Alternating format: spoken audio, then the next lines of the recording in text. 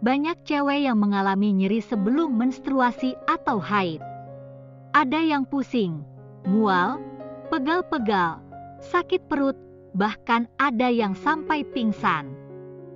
Dir curhat, kenapa kalau mau haid aku tuh merasa sakit perut yang luar biasa.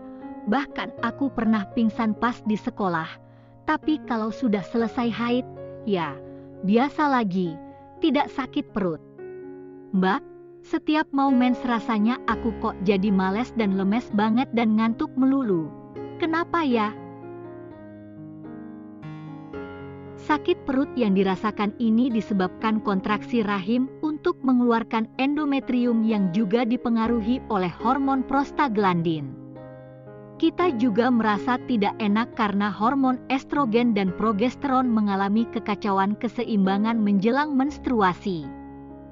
Kalau sakitnya masih bisa ditahan, bisa disebut normal. Nah, kalau pakai acara pingsan atau sakit yang luar biasa, hingga sampai mengganggu aktivitas kita, itu sudah harus dicurigai. Harus segera periksa ke dokter. Makanya perlu banget kan, mengenali setiap ciri atau indikasinya, biar tidak keterusan. Gangguan dan kelainan menstruasi sendiri ada bermacam-macam. Antara lain, nyeri haid atau dysmenorrhea. Pada saat menstruasi, cewek kadang mengalami nyeri. Sifat dan derajat rasa nyeri ini bervariasi, mulai dari yang ringan sampai yang berat. Untuk yang berat, lazim disebut dysmenorrhea. Keadaan nyeri yang hebat itu dapat mengganggu aktivitas sehari-hari. Nyeri haid ada dua macam.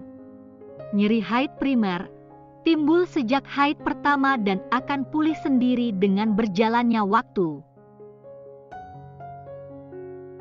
Tepatnya saat lebih stabilnya hormon tubuh atau perubahan posisi rahim setelah menikah dan melahirkan, nyeri haid ini normal, namun dapat berlebihan bila dipengaruhi oleh faktor psikis dan fisik, seperti stres, shock, penyempitan pembuluh darah, penyakit yang menahun, kurang darah, dan kondisi tubuh yang menurun.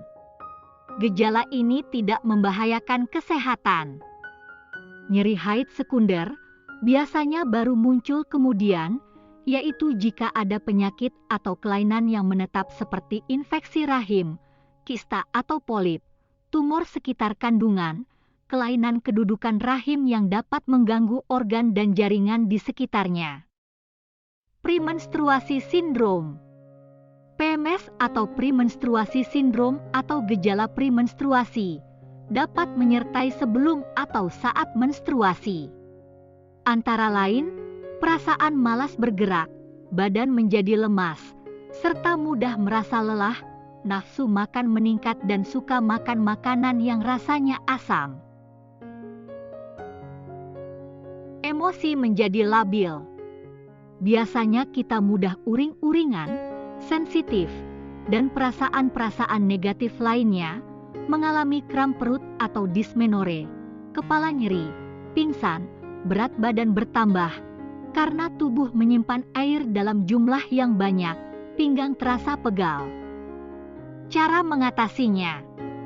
Kalau kita mengalami PMS, kita bisa melakukan hal-hal di bawah ini. Kurangi makanan bergaram, seperti kentang goreng, kacang-kacangan, dan makanan berbumbu. Untuk mengurangi penahanan air berlebih, kurangi makanan berupa tepung, gula, kafein, coklat. Tambahkan makanan yang mengandung kalsium dan vitamin C dosis tinggi. Seminggu sebelum menstruasi, makan makanan berserat dan perbanyak minum air putih.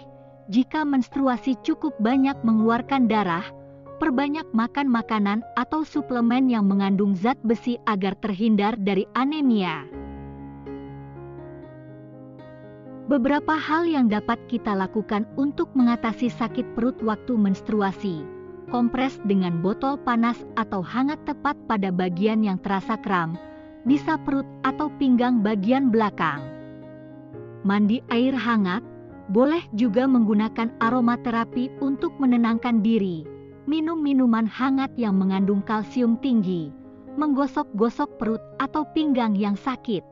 Ambil posisi menungging sehingga rahim tergantung ke bawah. Ini bisa membantu relaksasi.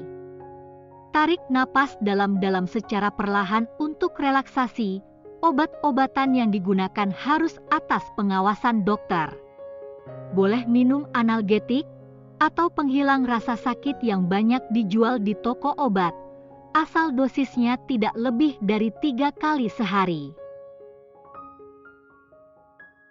Gangguan menstruasi lain, yaitu amenore atau tidak mendapatkan haid sama sekali, ada beberapa hal yang dapat menjadi penyebabnya, disebut hymen imperforata, yaitu selaput darah tidak berlubang, sehingga darah menstruasi terhambat untuk keluar. Biasanya keadaan ini diketahui bila cewek sudah waktunya mens tetapi belum mendapatkannya. Dia mengeluh sakit perut setiap bulan. Untuk mengatasi hal ini biasanya dioperasi untuk melubangi selaput darahnya. Menstruasi anovulatoire, yaitu rangsangan hormon-hormon yang tidak mencukupi untuk membentuk lapisan dinding rahim, hingga tidak terjadi haid atau hanya sedikit. Kurangnya rangsangan hormon ini menyebabkan endometrium tidak terbentuk dan keadaan ini menyebabkan cewek tidak mengalami masa subur, karena sel telur tidak terbentuk. Pengobatannya dengan terapi hormon, amenore sekunder. Biasanya penderita sudah pernah mens sebelumnya. Hal ini diakibatkan oleh berbagai keadaan seperti hipotensi atau tekanan darah rendah, anemia, infeksi, kelemahan kondisi tubuh secara umum. Selain itu, bisa juga disebabkan oleh stres psikologis. Apabila terjadi kondisi ini, sebaiknya memeriksakan diri ke dokter. Kita harus segera mencari pertolongan kalau mengalami hal-hal sebagai berikut. Apabila menstruasi yang pertama atau menarke mulai keluar sebelum usia 8 tahun, atau belum mengalami menstruasi setelah usia 18 tahun, apabila siklus menstruasi kurang dari 14 hari, atau lebih dari 35-40 hari sekali. Apabila lamanya menstruasi lebih dari 14 hari, apabila volume darah haid sangat banyak, misalnya ganti pembalut 10 kali per hari, sakit perut sampai tidak bisa mengerjakan aktivitas sehari-hari atau bahkan sampai pingsan. Atau jika rasa nyeri itu semakin lama semakin bertambah intensitasnya, muncul noktah darah atau spotting di antara 2 siklus haid. Warna darah kelihatan tidak seperti biasanya, menjadi lebih kecoklatan atau merah muda segar, atau kalau darah mens keluar sampai bergumpal-gumpal, darah mens berbau anyir, bahkan berbau busuk, sudah bisa dikenali. So, be fit always ya.